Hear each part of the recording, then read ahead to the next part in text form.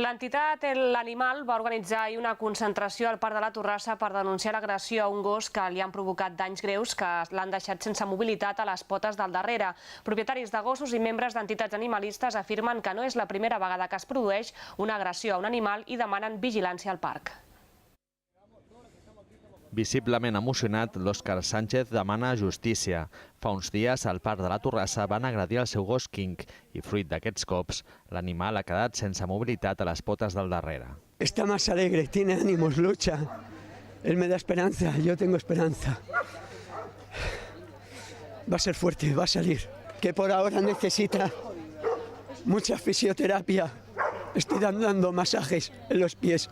Segons l'Òscar, les agressions les van fer uns menors sense motiu aparent.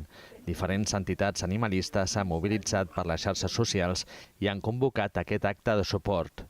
A més, també recullen diners per ajudar en les operacions que necessita King. Que de repente a tu perro le hagan esto y te encuentres con unas facturas veterinarias alrededor de 2.000 euros, eso no se puede asumir así como así. Entonces estamos intentando ayudarlo a base de eso, pues de subastas, de diferentes cosas que dona la gente. Creemos que es importante denunciarlo y hacer esta acción para que la gente conozca y respeten y nuestros derechos, ¿no? Como usuarios de los parques y como propietarios de animales. No és la primera agressió a animals que succeeix al Parc de la Torrassa. Usuaris i entitats animalistes denuncien que la convivència s'ha degradat. Que ahora es cuando hemos dicho basta, quizá teníamos que haberlo hecho hace un año más o menos cuando envenenaron al boxer, a Yogi, y a partir de ahí es que todo ha ido a peor.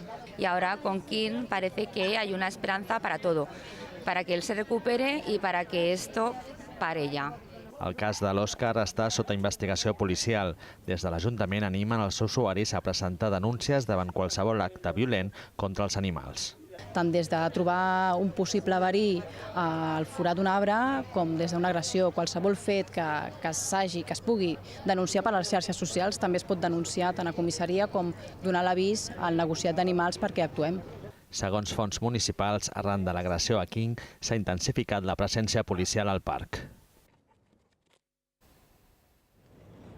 Les entitats també han recollit signatures per demanar la construcció d'un correcant al Parc de la Torrassa. Diuen que el pipicant que hi ha actualment és massa petit. Precisament a la zona on s'han reunit i on passegen els gossos es farà el futur camp de futbol de Collblanc de Torrassa.